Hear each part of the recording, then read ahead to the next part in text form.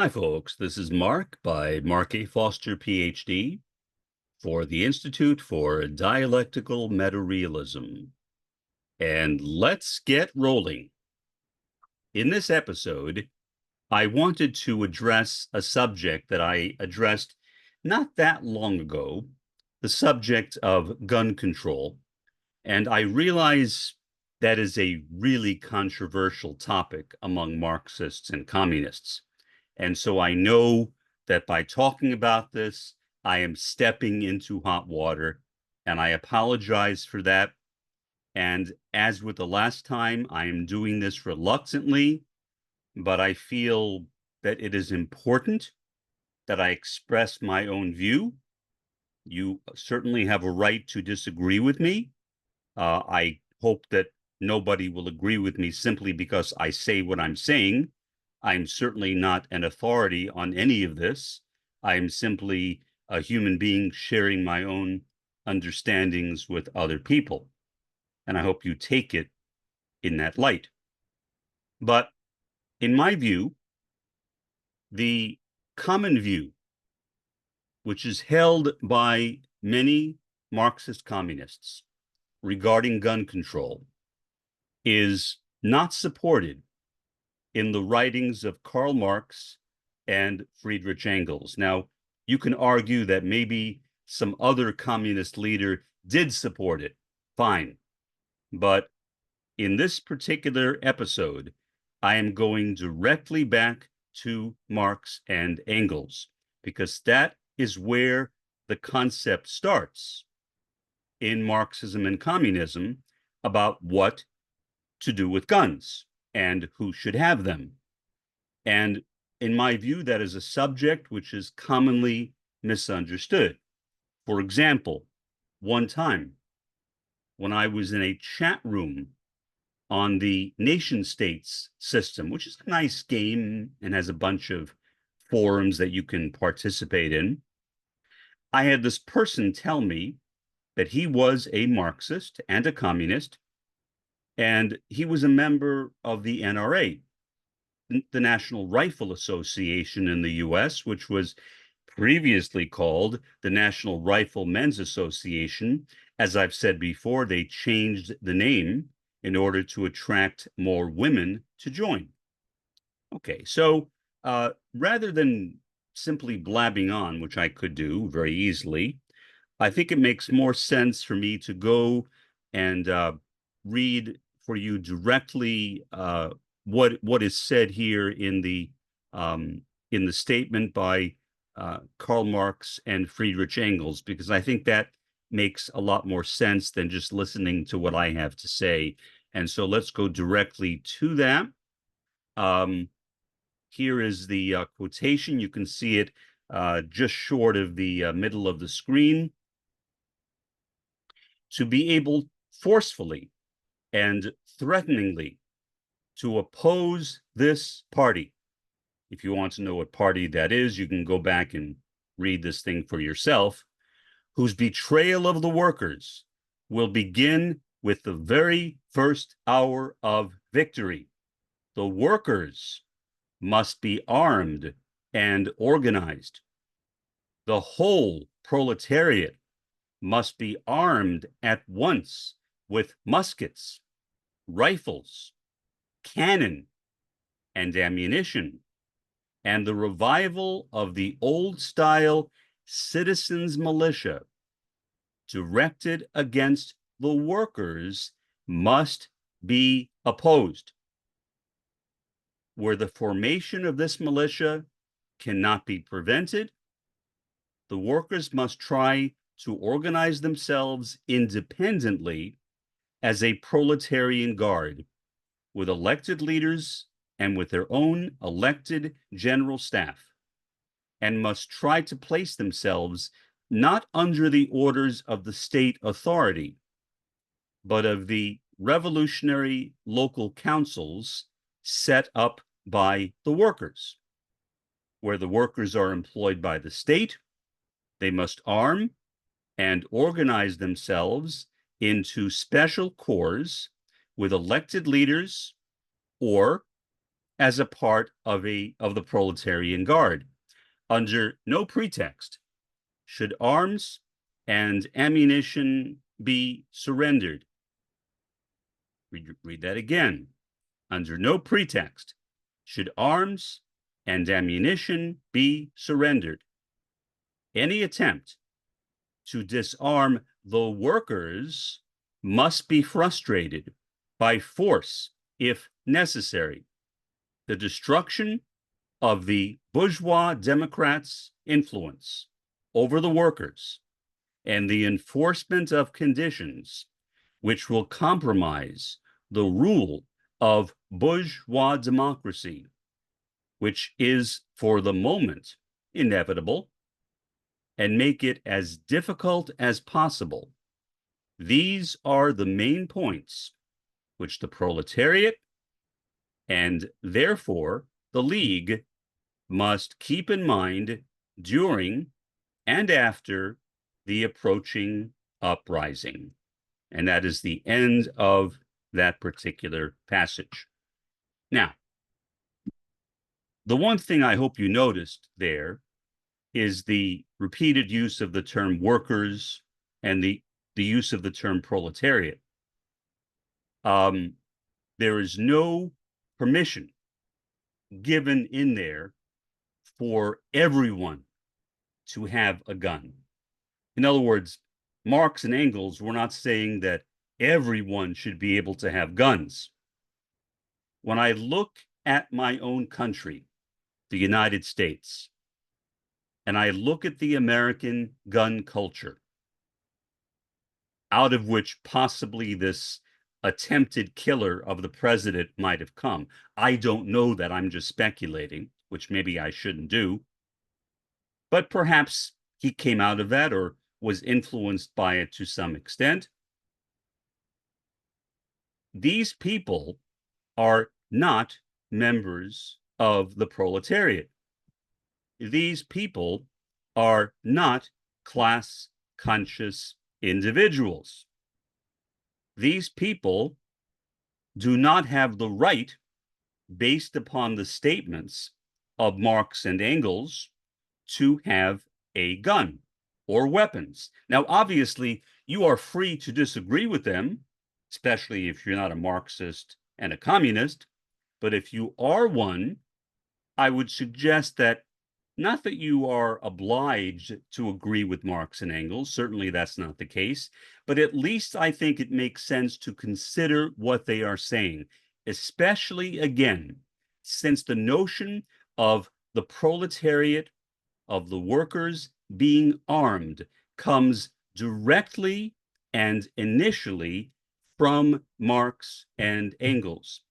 And they were not talking about the arming of people without class consciousness. They were talking about the arming of the proletariat, and for one specific reason: to stage a revolution. Now, arguably, Marx and Engels were unduly optimistic. They expected revolutions to begin in Europe by the end of the 19th century. They even named the countries, with Britain among them, where at that time they lived, where they thought that these revolutions would start. They were wrong. Marx and Engels were, alas, first worldists.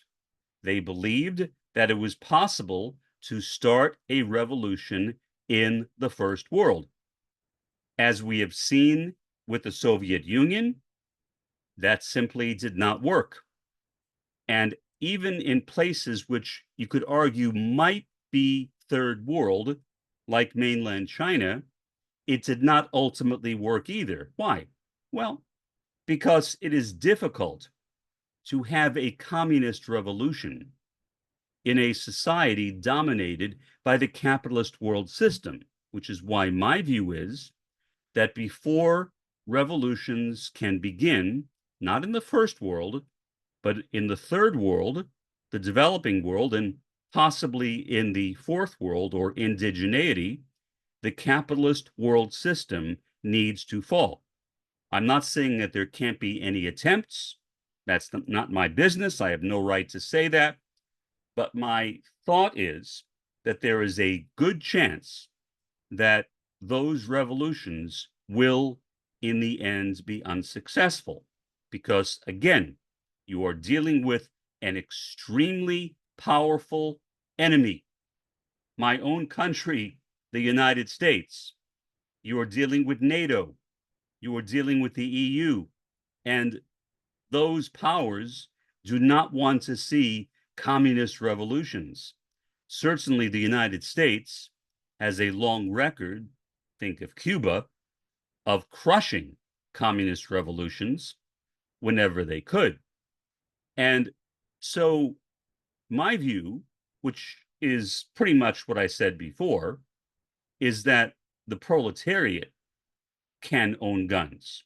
I would say even now, why not? There's nothing forbidding a person like me, and I would humbly state, I guess humbly, that I have class consciousness, or at least some measure of class consciousness, meaning I am a communist, I am not a capitalist, in spite of the fact that I'm a wealthy man, which is not something I am honestly proud of. I oppose capitalism. And so, from that perspective, I think if I want to have a gun, and I'm not going to say whether I do or don't, that's not something that I would recommend that anyone says openly. That is something that you should keep to yourself. In fact, my suggestion is even more extreme than that. My opinion is that when you go into the public, if you are armed, that your arms are not visible. Do not be openly armed. You are leaving yourself open to problems. It's better to hide your weapons. Much better, in my opinion. But take it or leave it. That's just how I see it. I think it's better if other people who may very well be your enemies do not know that you have weapons. And so for that reason, or maybe not for that reason, I never say whether I do or do not have weapons in public. It is simply not something I discuss. But even though there is no revolution occurring right now in the United States of America, I think I'm still entitled, if I want to have a gun, or maybe more than one gun, or maybe multiple guns, or maybe more than guns, or whatever. I can do that. Do I think that people who are not class conscious should have guns? Personally, no, I don't. And I don't see any basis in the writings of Marx and Engels for that idea. Marx and Engels never said that people without class consciousness should have weapons. Their reference to having weapons was always a specific reference to revolution. And we are not in a revolution in the United States or in any first world country right now. Again, I think if revolution starts, it will not be in the first world, although it may eventually end up here. But still, I think if people want to have guns, if you are a commie, if you are class conscious, that's fine. But remember that Marx mentions it in the context of revolution. Now, that said, my concern is about that gun culture. My concern is about that person that I met in a nation-state's chat room who said he was a Marxist communist, but belonged to the National Rifle Association. And I pointed out to him that there is no mention of the US Constitution and the right to bear arms in the writings of Marx and Engels. And the National Rifle Association is based on a constitutional principle, the right to bear arms. But in that case, if you interpret it in a very generalized way, which I don't think it should be, but that's another subject, then anybody should be able to have a gun, in spite of the fact that if you read that statement closely, it was not saying that anyone should have a gun. It was saying that because the founding fathers opposed militias, I'm sorry, they opposed a standing army. They supported militias.